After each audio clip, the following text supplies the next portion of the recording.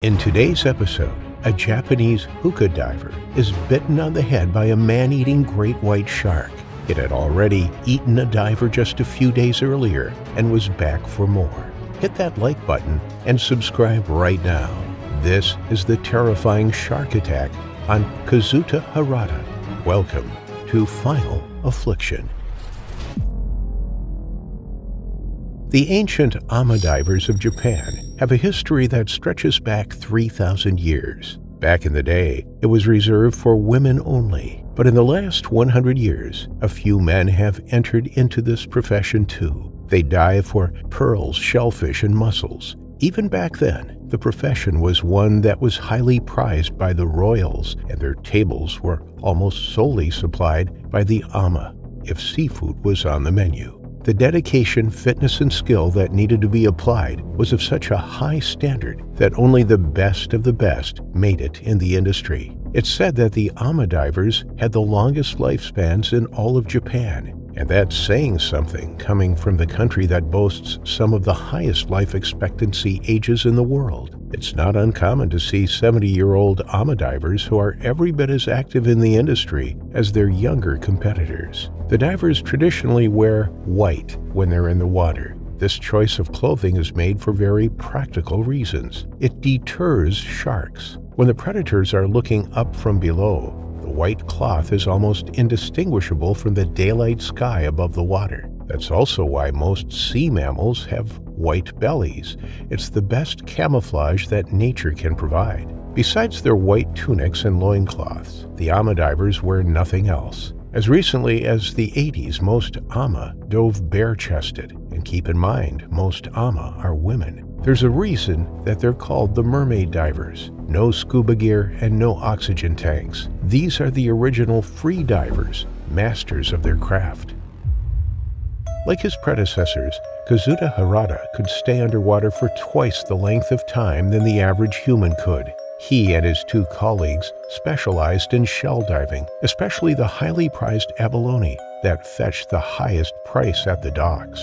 Even the American and European restaurants and the elite members of society sent their vessels over to Japan to get their hands on the rare delicacy. Kazuto and his two companions were some of the very few men who became ama. But then again, their mothers were all ama divers too. They were raised on the water, and it was only natural that they would follow in their parents' footsteps. Kazuto and his two companions, Akira and Ken, had their own fishing vessel equipped with modern radios and engines. They were some of the first ama divers to take a more modern approach to the occupation. Make no mistake, the skills needed to go down 30 feet with only the air that your lungs can hold were still every bit as old school as their ancestors honed. But the large, domed diving helmets and neoprene suits definitely made the icy water more bearable, and it allowed them to see more living treasures hidden amongst the crevices. The neoprene suits aren't the skin-tight diving suits we use today. They're much more loose-fitting and light, allowing for more mobility and weight. The fabric that soaks up the water, coupled with the weighted stones tied to their belts, helped the ama reach the bottom much faster and more smoothly. All three men were on edge. The last 2 weeks had news of shark sightings and even one fatality in the area. Every time a fin was spotted breaking the water, the radios would spread the news and location between the boats. None of the vessels were equipped with radar or the high-tech whistles and cogs we have today, so they relied on word of mouth to keep everyone in the loop. Word had spread that the great white that caused the fatality of another ama diver was at least 16 feet long, and the sightings after the attack was almost certainly the same shark. The morning was cold and overcast. Not that the temperature bothered the men all that much. They'd trained in freezing waters all of their lives, after all. Ken kept the radio within earshot as he fed the ropes tied to Kazuto and Akira down below. Every few minutes, one of the men would resurface with a bag full of crustaceans and shellfish. Ken then loaded the haul into their coolers before handing the empty bag back so that it could be filled all over again.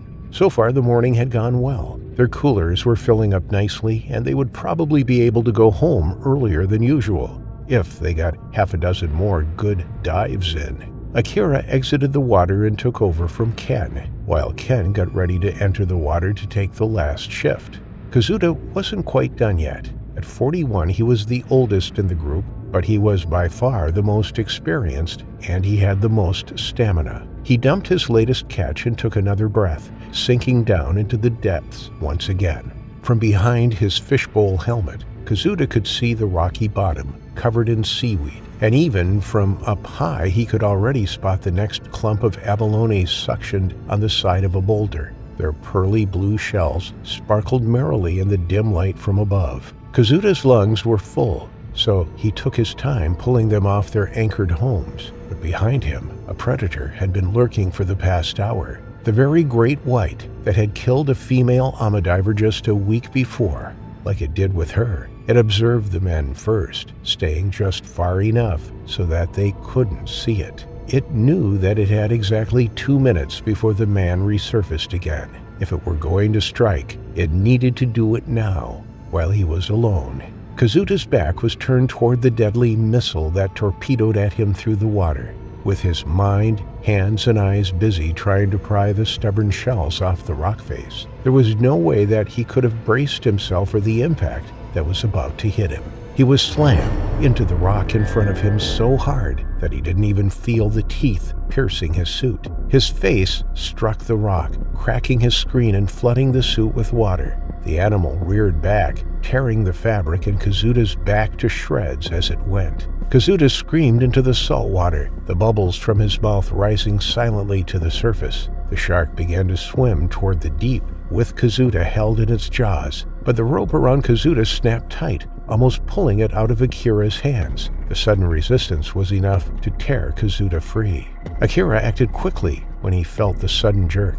He knew that Kazuto was being attacked by something down below. He didn't wait long enough to see the explosion of red bubbles breach the surface. He just dug his feet into the hull of the boat, pulling with all his might and screaming for Ken to help him. Together, they pulled their friend in. Kazuto surfaced, miraculously still alive and conscious, though he was leaving a trail of blood that turned the water red behind him as he was pulled toward the vessel. But their moment of relief was short-lived. Just as Ken reached out to grab Kazuto's already outstretched hand, the beast was back. Like some bizarre scene from Jaws, it sailed out from the deep and snatched Kazuto right in front of their eyes, bearing him back down into its aquatic playground. The men gripped the rope and started pulling again, but with one strong shake, the shark ripped Kazuto right out of his already shredded suit. The sudden lack of resistance sent Ken and Akira plowing backwards so far that they nearly landed in the sea themselves.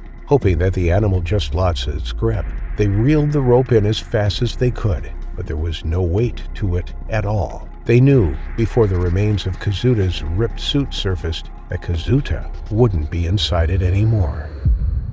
That tattered suit was all that they had to bring back to Kazuto's family. They never found his remains, but that didn't stop the shark from coming back. After 2 successful kills, it was now actively searching the shoreline for more ama. But the ama's willingness to embrace the new ways meant that the message was spread far and wide across the radio channels. Every single diver evacuated the water for 2 whole weeks, leaving the animal to search in vain until it finally became so hungry that it retreated back into the deep ocean to find food elsewhere. These 2 weeks weren't just effective at getting rid of the hunter. It also allowed the ama divers across Japan's shores, from the north to the south, to pay their respects to their fallen comrade. Kazuto's mother, who was still an active diver at the age of 71, and his sister, also a diver herself, received the remains of his suit and used it instead of his body to complete the appropriate funeral rites as best they could.